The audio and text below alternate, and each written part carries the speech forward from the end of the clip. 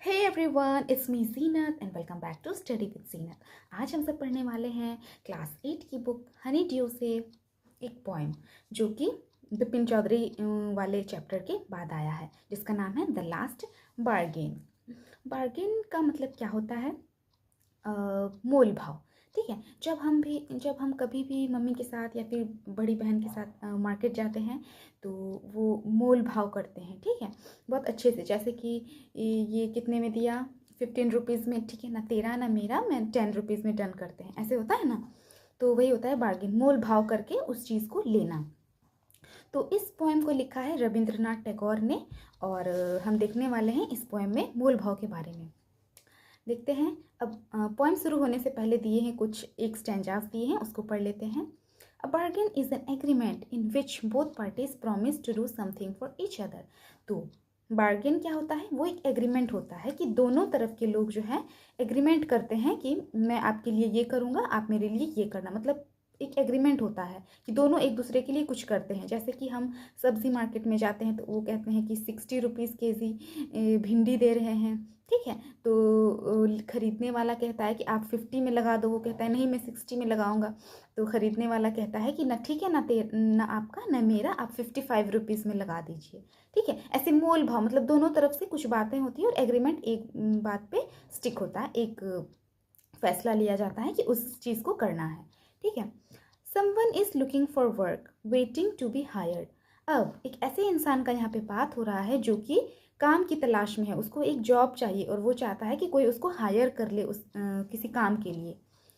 He strikes a bargain but thinks it worthless. उसको जब एक डील मिलता है, एक काम मिलता है, ठीक है, तो जब वो बार्गेन करता है तो वो वर्थलेस हो जाता है।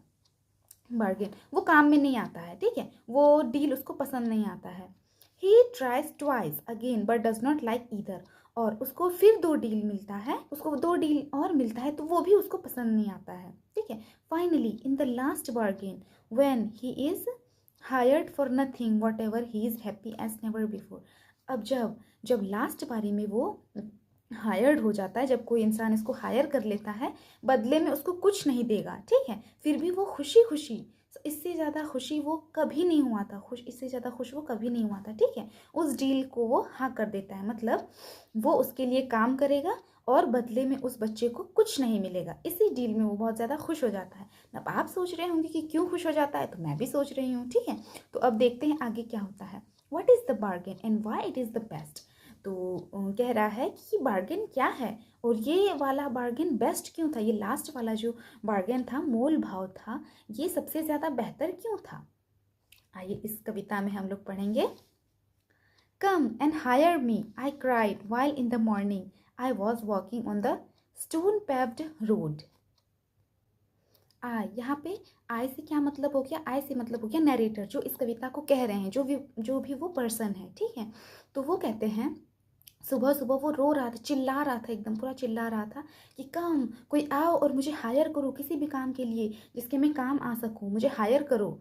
आई was walking on the stone paved road, और वो पथरीले रोड पे खड़ा था और बोल रहा था कि मुझे आओ कोई और मुझे हायर कर लो, मैं काम के लिए रेडी हूँ। ठीक है, sword in hand the king came in his chariot, और हाथों में तलवार लिए हुए एक राजा अपने रथ पे चल के आता है। रथ मीन समझे, एक घोड़ा लगा हुआ रहता है और उसमें दो पहिए, रिक्शा टाइप का सेट रहता है, रिक्शा नहीं मतलब गद्देदार ही सेट रहता है, दो पहिया, और एक घोड़े में लगा रहता है, ऊपर में छाता टाइप का, और उसमें बहुत कुछ सोना से कुछ जड़ा हुआ रहता है। अब राजा का रथ है तो आप समझ ही सकते हो। He held my hand and said I will hire you with my power. तो वो मेरा हाथ पकड़ता है और कहता है कि मैं तुझे हायर करूँगा, मैं तुझे काम पे रखूँगा मेरे पावर से, जो भी मेरे पास पावर है। अब समझ लो कि एक राजा के पास कितना पावर है, उसके पास ढेर सारा पैसा है, धन दौलत है, पावर है। एक राजा का पावर बहुत बड़ा होता है, वो चाहे तो किसी को भी उठवा सकता है, किसी को भी मरवा सकता है, किसी को भी काल कोठरी में डाल दिया जाता है। ठीक है, तो वो कहता है कि वो अपने पावर से इसको हायर करेगा, but his power counted for not and he went away in his chariot.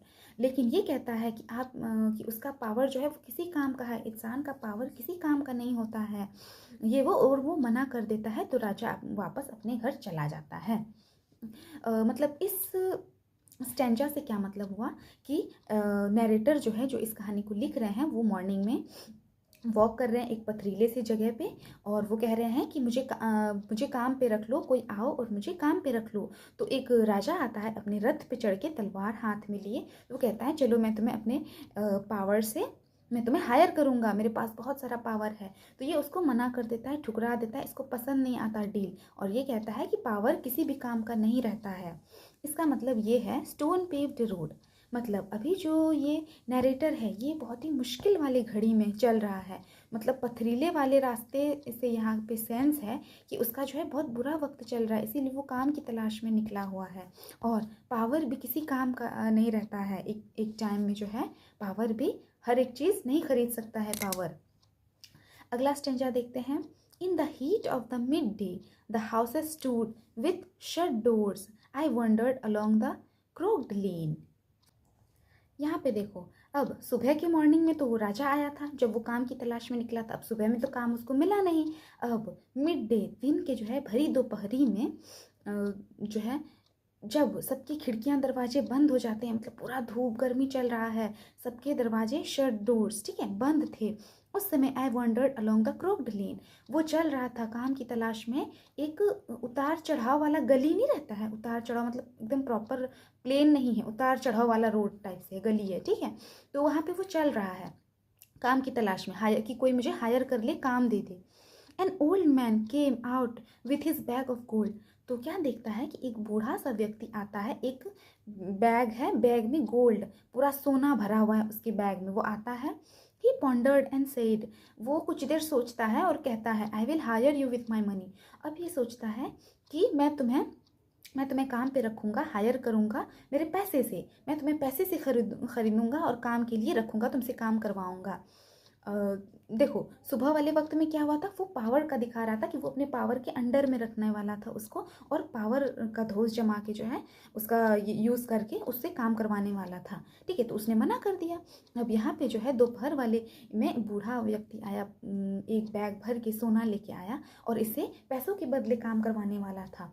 तो ये कहता है he weighed his coins one by one. वो बूढ़ा व्यक्ति जो था, कॉइन जो था, सिक्का, सोने का जो सिक्का था, वो वन बाय वन, एक करके गिन रहा था, वन बाय वन गिन रहा था। बट आई टर्न्ड अवे, लेकिन इसने मना कर दिया, ठीक है, वो घूम गया, नरेटर घूम गया, क्योंकि अब इसको ये डील भी पसंद नहीं आया, मतलब पैसा, इसके लिए पैसा भी कोई अहमियत नहीं रखता है, कि ज़िंदगी में खुशियाँ हासिल करने के लिए पैसे के बदले काम करना, ये डील भी इसको पसंद नहीं आता है। स्टार्टिंग में क्या, पावर के बदले काम करना भी इसको पसंद नहीं आया। इसमें दोपहर में क्या हुआ कि इसको पैसे के बदले भी काम करना इसको पसंद नहीं आया, कि मतलब जीवन की खुशियों के लिए क्या पैसा ही सब चीज़ इम्पोर्टेंट होता है? नहीं, पैसा इम्पोर्टेंट नहीं होता है। अब देखते हैं, इसने ये डील भी ठुकरा दिया। नेक्स्ट, इट वॉज इवनिंग, अब शाम हो गई उसको काम ढूंढते ढूंढते। The garden hedge was all flower. The fair maid came out and said, I will hire you with a smile. Her smile paled and melted into tears, and she went back alone into the dark. तो जब शाम होने वाली आई थी, शाम हो गई थी, तब उसका होप जो है धीरे धीरे घटते जा रहा था। उसका जो आशा की किरण थी वो घटती जा रही थी। देखो मॉर्निंग में तो वो पूरा होप, आशा के साथ था कि मुझे काम मिल जाएगा, दोपहर में धीरे धीरे उसका धीमा हुआ, फिर इवनिंग में जो है आशा की किरण टूटने लगी कि मुझे काम मिलेगा भी कि नहीं।